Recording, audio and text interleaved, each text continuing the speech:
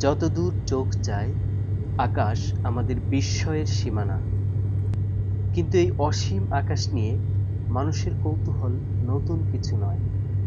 হাজার বছর আগেই প্রাচীন মিশর, ব্যাবিলন ও মায়া সভ্যতায় তারা দেখে সময় গণনা করত। আকাশ ছিল তাদের ক্যালেন্ডার। গ্রিক দার্শনিক অ্যারিস্টটল ভাবতেন আকাশে বসবাস করে নিখুঁত গোলক, আর গ্যালিলিওর টেলিস্কোপ আমাদের দেখিয়েছিল চাঁদের পাহাড়, শুক্র গ্রহের ধাপ। নিউটন বললেন আকাশের নিয়ম আর পৃথিবীর নিয়ম এক, মহাকর্ষ।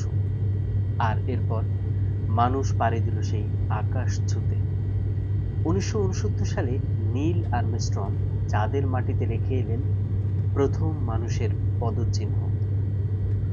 আজও আকাশ আমাদের ডাকে, কারণ আকাশ শুধু উপরে নয়, আকাশ হলো ইতিহাস, আকাশ হলো ভবিষ্যৎ।